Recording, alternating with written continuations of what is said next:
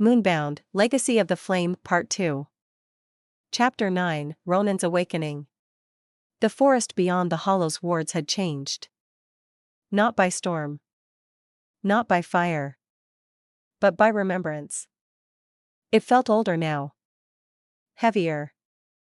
Every tree stood like a sentinel, every root like a relic. The snow no longer crunched beneath Ronan's boots, it whispered, curling up around him like smoke. And yet, his breath did not fog. The cold did not bite. Because here, beyond the reach of Aelin's flame, the forest remembered him. He followed the sound. It wasn't music. It wasn't footsteps. It was a pulse, in the roots, in the wind, in the hollows of his bones. A rhythm that had never left him, only waited. Every few steps, he saw them. Glyphs burned into tree bark in silvery red. Spiraling. Old. Still warm. He did not read them with his eyes. He knew them. Welcome, bloodbound. You return. As promised. He didn't stop. Because he was no longer running from something. He was walking back to it. He found it beneath a hill of thorns, an ancient shrine, long swallowed by the forest. Stone columns rose half-buried in snow, carved with crescent moons and wolf runes. A circular dais sat in the center, cracked, glowing faintly. He stepped inside. The air changed. And then, she was there. Sarastra. Waiting. Not a shadow. Not in mist. But fully formed. Eyes like storm-split silver. Hair braided with memories. Hands clasped over a staff made of bone and starlight. You kept your promise, she said. Ronan didn't kneel. But he didn't draw his blade either. I don't remember making one. Sarastra tilted her head. That's because you were a boy. 14. Bound in blood and fear. I told you the fire would betray you. And you didn't believe me. Do you now? She raised her hand. Not threatening. Revealing. And the glyphs on the dais flared to life. In an instant, the memory hit him. A forest at dusk. A boy with a bleeding hand. A woman in silver kneeling before him. Do you want to protect your people? Yes. Then give me your name. I will keep it safe. I will give you strength. He had spoken it. Not in words, but in blood. And when he gave her his name, she had kissed his brow and whispered. When you are grown, and the hollow forgets, I will call you back. Ronan staggered back. His breath came fast now. He stared at her, Sarastra, not as a stranger. But as a part of him he hadn't known was missing. You took my name. You gave it to me. You bound me. You asked to be bound. His fists clenched. I chose Aelin. Sarastra's expression didn't change. Not cruel. Not sad. Just certain. You chose a flame that was never yours. But that doesn't make you a traitor. It makes you mine. And I do not punish loyalty. I reward it. She extended a hand. Palm up. A silver mark pulsed there, identical to the ones that had appeared on the blood-marked warriors. I can restore your name. I can give you back the peace they stole. And I can show you what it means to serve the hollow as it was meant to be. Ronan stared at her. His heart beat like war drums. Because part of him wanted to run. And part of him wanted to kneel. What if I refuse? Then you return to a queen who will never truly understand what she stands on. And when the hollow chooses, you may not be chosen with her. He didn't take her hand. Not yet. But he looked down at his chest, at the faint scar above his heart. And in that moment, the mark that had lain dormant beneath his skin since childhood flared to life. A perfect crescent. A sigil of Sarastra's pact. He gasped. And Sarastra smiled. You don't have to choose yet. You already did. Far away, Aelin stood at the roots of the sacred tree. She hadn't moved in hours. Her flame was quiet. Still. Until suddenly. It pulsed. A sharp, hot stab across her ribs. She doubled over. And the name she cried out wasn't Sarastra's. It was Ronan's. Because something had just tethered him. And the flame inside her knew. He is no longer only yours. Chapter 10, Night of the Spiral Hunt. It began with a howl that did not belong to any wolf of the hollow. Low. Drawn out. And wrong. It echoed through the trees like a song remembered from a nightmare, and every warrior who heard it stopped mid-step, their instinct screaming before their minds understood. Because this was no scouting cry. It was a summons. Aelin was in the training circle when the alarm bell rang, a sharp clang of metal on bone that hadn't been sounded since the final battle of the Silver King. She dropped her spear and ran to the walls. The western tree line was moving. Not from wind. From shapes. Shadows that slithered like smoke, too fast for human eyes to catch, except when they wanted to be seen. And there, just beyond the first line of ward stones, something began to appear in the snow. A spiral. Carved not by hands, but claws.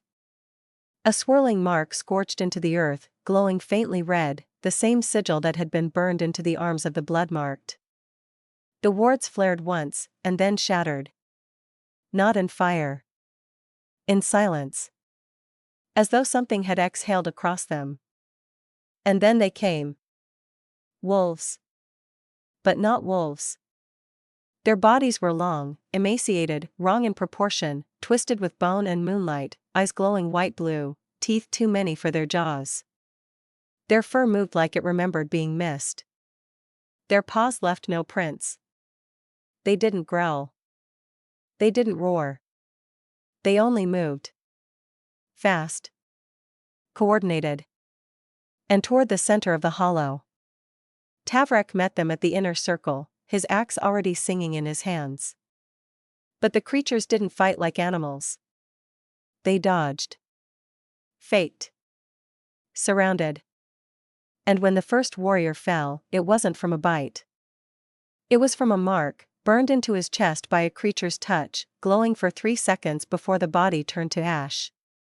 Just like the others. Just like Revan. They're not here to fight. Aelin shouted. They're here to mark us. The realization came too late. Half the warriors were already glowing. Ronan stood deep in the forest, alone again. Sarastra had vanished into the mist, leaving behind only a single phrase. The spiral hunt will begin at dusk. He hadn't understood. Now he did. Because as he stared back toward the hollow, he could see the faint spiral glyphs glowing in the snow. Not just outside the hollow. Inside it. And suddenly, he wasn't alone. A figure stepped through the trees. Alyra. Still blood-marked. Still smiling. But now, her eyes glowed like moonstone flame. You should come with us, she said softly. Before she calls your name too. Back in the hollow, Aelin stood at the gates of the temple, the last unbreached point. Flame bloomed in her hands, dancing up her arms. But it flickered, erratic. Weakened. The moon above was pale. Wrong. She looked around at the surviving warriors, half panting, half trembling. The ones who had survived were not the strongest, they were the ones who hadn't been touched. The rest had joined the spiral. Not dead. Gone. And then? She saw one of the shadow wolves shift. Not fade. Shift. Its body twisted, peeled, and reformed into a hollow warrior she had once known. Revan. His eyes glowed. His voice echoed. She calls us home. Why won't you answer? Aelin screamed, not in fear, but in defiance. She hurled her flame into the spiral mark closest to the temple. The glyph exploded, tearing a line of burning earth through the snow. The creatures hissed. The illusion faltered. And in that moment, she saw the truth. They weren't wolves. They weren't warriors. They were echoes. Echoes of the pact Sarastra had made with her first bloodbound. They were not here to kill. They were here to harvest. To bring home what had once been hers. By dawn, the attack ended. Only 15 of the Hollow's warriors remained unmarked. The rest? Gone. Vanished into the woods. Or left behind only ash. Aelin stood in the temple's center, the spiral burned into the stone at her feet. And one word whispered through the mark. Soon. Chapter 11, Sorrowroot. They called it Sorrowroot because nothing grew near it. Not even moss. Not even rot. The roots of the ancient tree rose like gnarled arms from the earth, petrified and blackened, a crooked crown atop a silent hill at the hollow's farthest southern edge. It had once been a gathering place for the first wolves. A sacred site. Until something happened beneath it. And the flamebearers sealed it shut. With ash. And a warning. Do not wake what remembers. Aelin approached it alone. No escort. No counsel. No Ronin. Only her flame, dim but steady, and the ancient key Sithra had handed her before dawn. My grandmother told me the Hollow's oldest truth is buried beneath that tree, Sithra had whispered. But she never said whether it was a truth worth finding. Why didn't she go herself? Because she was afraid of becoming part of it. Now, standing beneath the skeletal tree, Aelin felt the weight of the silence surrounding it. Even the wind avoided this place. The snow fell softer. Slower. As if it, too, were trying not to wake something sleeping beneath its touch. The roots parted at her approach, not by magic, but by memory. The moment her foot touched the stone circle carved into the earth, the flame at her sternum sparked and the bark split open, revealing a dark tunnel that spiraled down like a serpent's spine. She lit no torch. The walls glowed faintly as she descended. Not with fire. With memory. Images flickered in the stone. Wolves howling under a silver moon. Sarastra standing at the center of a circle, her hands raised, flame in one palm, blood in the other. A child, marked with a crest, Ronin. At the base of the roots was a circular chamber carved entirely from darkwood, fossilized and smooth as obsidian. Runes had been etched into every surface, looping and swirling with no beginning and no end. In the center of the room stood a heartstone, a large pillar of black crystal, cracked and humming faintly. She approached it. The moment her fingers touched its surface, her flame surged. But not with heat. With a scream. A voice, not her own, echoed inside her mind. You stole this. You wear it like a crown. But it was a cage. We were never meant to burn for you. The heartstone flared, and the chamber vanished. Aelin stood now in the past. She saw a vast forest, unbroken, untamed. And in the center, Sarastra, younger, wilder, surrounded by wolves that glowed with starlight. She stood before the first gathering of flamebearers, offering them the fire she had pulled from the moon's reflection. We share it, or we all fall, she said. They took it. Then turned on her. Bound her name in silence. Stole her flame. Built their hollow on top of her bones. When Aelin snapped back to the present, she was kneeling. The heartstone pulsed softly beneath her palm, now warm with her touch. She breathed raggedly, tears trailing her cheeks, but not from sadness. From understanding. She wasn't a tyrant, she whispered. She was betrayed. And the fire in her chest flickered. Not in rejection. But in agreement. Aelin stood. Slowly. Silently. And for the first time in days, her flame rose higher than it had since the spiral hunt. Not wild. Not angry. Just awake. Because now, she knew what Sarastra had meant. The hollow didn't need saving. It needed remembering. And that would start with her. Far above, beyond the sealed chamber and the ancient roots, a figure waited. Sithra. Old eyes narrowed against the snow. She watched the tree pulse once with dull red light. And she whispered. The hollow has begun to choose. Chapter 12, The Pact of Three. The hollow stood quiet in the aftermath of the spiral hunt. No new attacks had come. No more warriors had vanished. No flames burned unnaturally. But no one mistook the silence for safety. Because silence in the hollow had always meant one thing. Something was listening. Aelin called the council together at dusk. But this was no open gathering. Only 3 would attend. 3 who remembered what others had forgotten. Aelin, bearer of the flame, rebuilt, scorched, now tempered by truth. Ronan, once a knight of the hollow, now marked by a pact he never meant to honor. Sithra, oldest of the council, whose bloodline stretched back to the first binding. They met beneath the sacred tree, no torches, no guards. Just moonlight, flickering between branches, pale and sharp as bone. Aelin stepped forward first, her cloak dusted with ash, her armor dented from battles she no longer wished to count. I saw it, she said. I saw Sarastra's fall. The first fire. The betrayal. The roots we built our entire world on, all lies. Sithra nodded slowly. I have suspected. But I never saw it myself. You didn't need to, Aelin said. You were taught not to ask.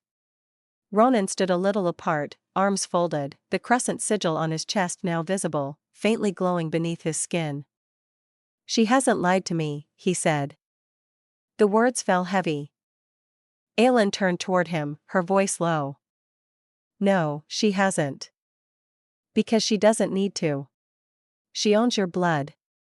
Sithra stepped between them. Enough. We are not enemies here. Then what are we? Aelin whispered.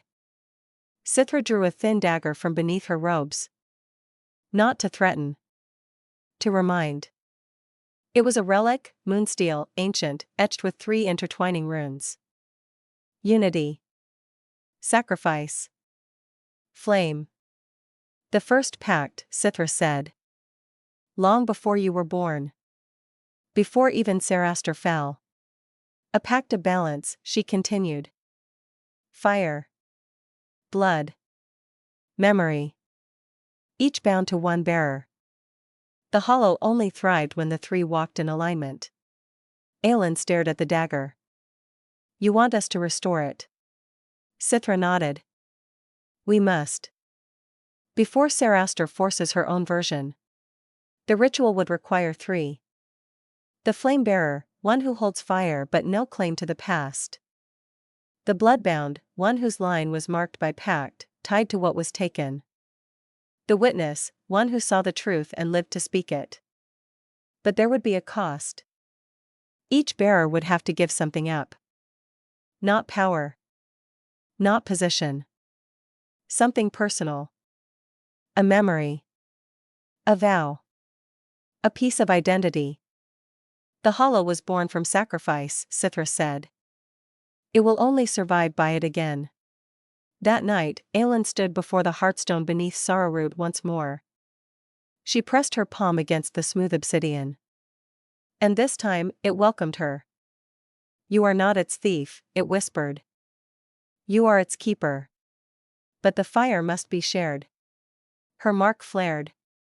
Her chest burned. And a vision bloomed before her. A crown of both flame and silver. 2 wolves at her side. A throne beneath roots, not high, not proud, but deep and enduring. Far beyond the wards, Ronan stood before Sarastra again. She smiled at him. You were never meant to be hers. I know, he said. But I chose her anyway. He placed his hand on his heart. The sigil burned brighter. And then, slowly, he carved it out. with the moonsteel blade Sithra had given him. The light pulsed once. And faded. He did not fall. He did not scream. He freed himself. And for the first time in his life, he stood unclaimed. Sithra stood alone in the temple's library. She lit a single candle. And whispered, "I am the last of my line. But I will not be the last to know." She opened a sealed tome and began to write, not spells, not orders. Truth. The real story of the hollow. Of Sarastra. Of the fire beneath the tree. Because the hollow must not forget again. Even if the truth destroys it. At Moon's Peak, the three met beneath the tree. No fire lit the clearing. No wind stirred. They knelt in a triangle, each placing a hand on the dagger of the first pact. It glowed softly. 3 lights rose from the blade. 1 golden. 1 silver. 1 blood red. They swirled, met, fused, then vanished. A silence followed. And then, from deep beneath the earth, the hollow breathed. Alive again. But not reborn. Awakened. Chapter 13, The Forgotten Fire. The hollow changed after the pact. Not in fire. Not in blood. In silence. The kind that hangs in the air before a storm. The kind that fills the lungs with cold and makes the bones ache. The wards flickered. The snow melted faster than it should. The trees leaned closer together, as though listening. And deep beneath the roots, something stirred. It began in the ruins of the western barracks, where the spiral hunt had claimed most of the outer warriors. Scouts sent to salvage supplies returned shaking. Not from fear. From what they felt. The fire moved, one whispered. "It watched us," said another. But it wasn't Aelin's. Aelin stood at the edge of the wreckage the next morning. Her flame still burned, steady and calm. But the ashes in this place were warm. And the snow was blackened, not from attack, but from ember. She pressed her fingers to the charred ground. And it pulsed. Once. Then again. Not her fire. But kin to it. That night, a knock came at the temple's inner gate. Soft. Measured. Aelin opened it herself. And what stood there was not a soldier. Not a ghost. But a girl, no older than 15, barefoot, wrapped in a torn hollow cloak, eyes wide and silver. Her hands glowed faintly. Not hot.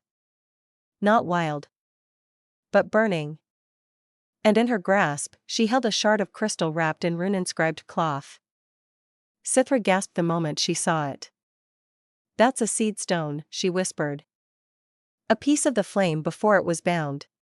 The girl's name was Aelin. She didn't remember how she got to the hollow.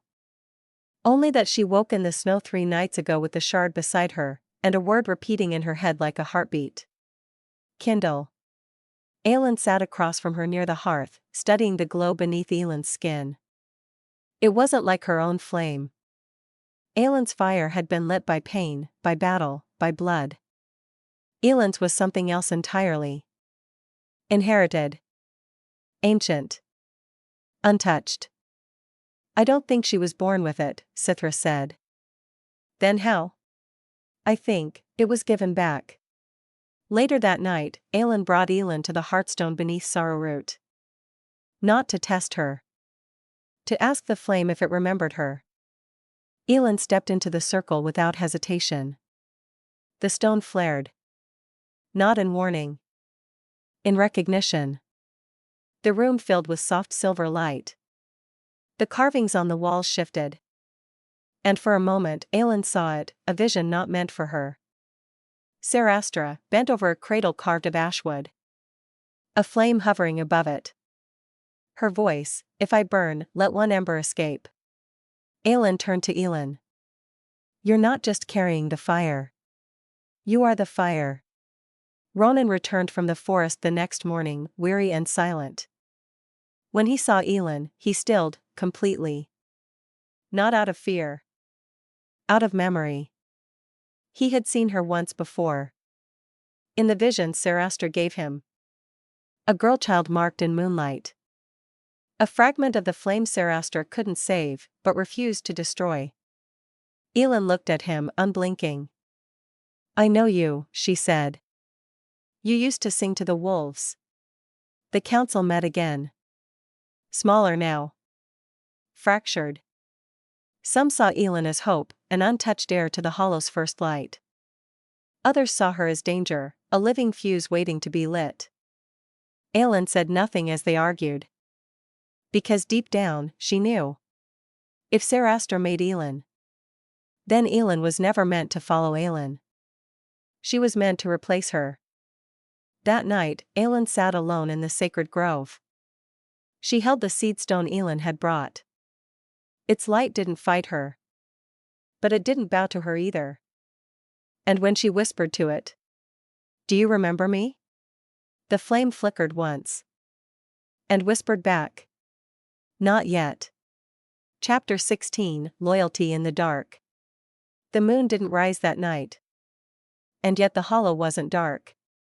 Something else lit the treetops, an eerie silver hue that shimmered from deep within the woods, from places no one had walked in centuries. It pulsed in rhythm. Like a second heartbeat beneath the world. Aelin stood on the upper watchtower of the temple, the wind pulling at her cloak. Snow drifted from the east, slow and soft, almost gentle. But the magic in the air was sharp, like glass pressed against skin. She could feel it moving. A gathering. Not just of wolves.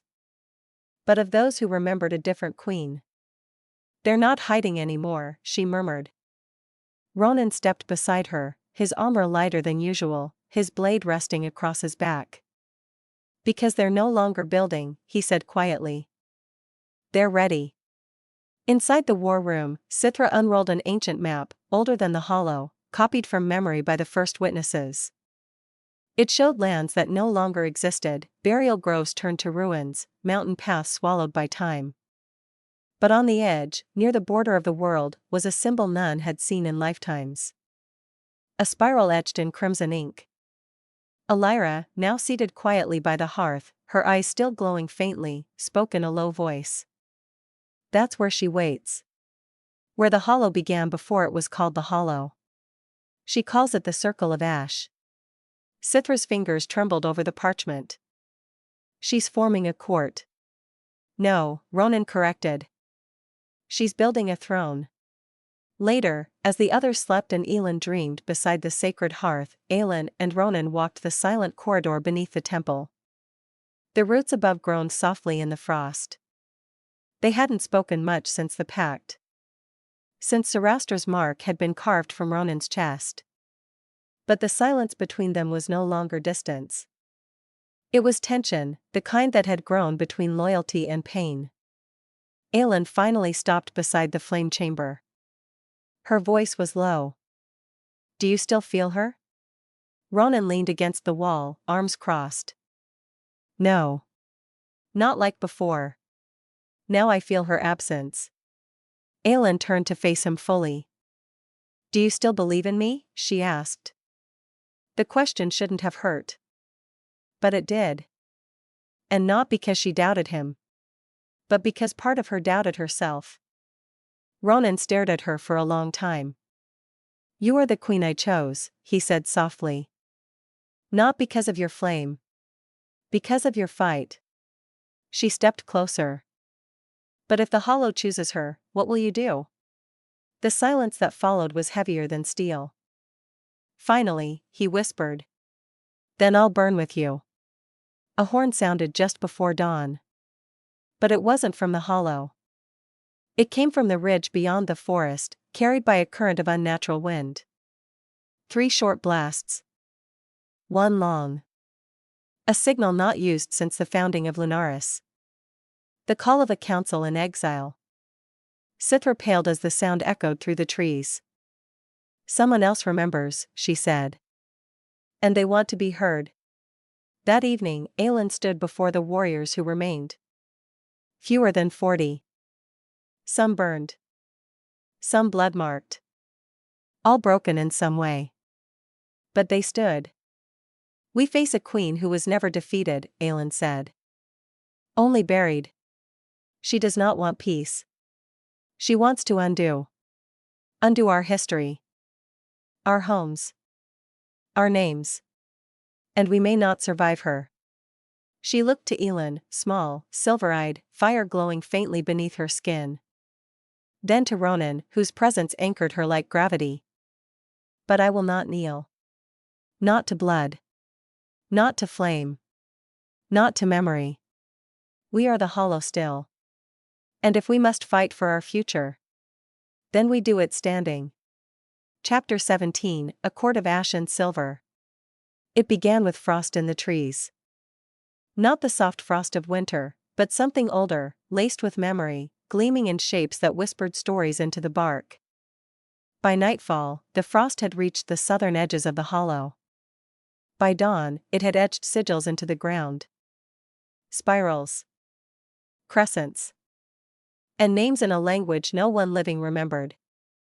No one but Sarastra. They did not come as an army. They came as shadows wrapped in elegance. The first to appear was a woman in robes of molten silver, her face half covered by a bone mask carved with lunar glyphs. She rode a stag with antlers made of ashwood, and her voice echoed when she spoke. I am Aelin, Flamesinger of the First Court. Sarastra invites you to kneel. Behind her, they emerged. Warriors in cracked hollow armor, repainted with blood and bone. Children with glowing hands and blank silver eyes. Creatures that were once wolves, now reshaped into things pulled from starlight and death. They did not speak. They only stood. Watching. Aelin stood at the edge of the ward line, Ronan and Sithra at her side, Aelin behind her, silent but burning softly. She did not draw her blade. She did not ignite her flame. She simply stared at the envoy and asked, "Where is she?" Aelin smiled beneath her mask. Where she has always been. Below. Beneath the hollow you built on her grave. We are not here to fight you, Queen of Borrowed Fire. We are here to reclaim. Aelin extended her hand. In it lay a scroll wrapped in silver cord. Aelin did not touch it. But the words, when read aloud, carried through the trees like smoke. To the girl who bears the fire and forgets its source. You may keep your hollow, your blade, your name. But the flame must be returned. Send the child who carries the ember to the circle of ash by moon's rise. Or we will take her. And everything else that remembers the light. Back in the hollow, the council erupted. We can't give her the child. If Aelin truly is Sarastra's ember, she may be the only way to end this. We protect our own, or we've already lost. Aelin stood in the center of the storm and said nothing. Not because she had no answer. Because she had too many. Aelin sat by the flame, quiet. Watching. When Aelin knelt beside her, she asked gently. Do you want to go? Aelin looked at her, unblinking. I don't know what I am yet. But she does. Later, in the sacred grove, Ronan spoke the words Aelin feared he'd say. If Sarastra built this court, and she wants Aelin, then she won't stop at the flame. She'll take the hollow. And every name it ever gave. Aelin turned to him. Would you follow her again? His answer came with no hesitation. No. But I think I understand why some will. That night, from the southern ridge, the court of Sarastra revealed itself fully. A valley of tents and braziers burning with silver-blue flame. Armored figures moved like memories between them, half-seen, flickering at the edges of vision. And at the center, atop a throne of root and bone. Sarastra. Crowned in crescent antlers. Clad in robes of woven starlight. Her eyes closed. Her flame pulsing. Waiting. Not attacking. Not yet. Because she knew. The hollow would come to her. Or it would burn trying not to. At midnight, Aelin returned to the edge of the hollow. Aelin met her alone. "I will not send the child," Aelin said. Aelin did not argue. She simply opened her palm. And a dozen crescent-marked seeds spilled into the snow. Each pulsing faintly. Each connected to a name on the hollow's walls. "Then we will take those who remember her instead. And carve their names into the court of ash and silver." The wind howled. And the envoy vanished. Every story has an ending. But some mysteries live on. If you enjoyed this tale, don't let it fade into the shadows. Smash that like button and subscribe for more thrilling stories that will transport you beyond the veil of the ordinary. Subscribe to our channel and your name will appear at the beginning of our next video, where we will pleasantly thank you for your subscribing. Tap the bell icon so you never miss a journey into the unknown.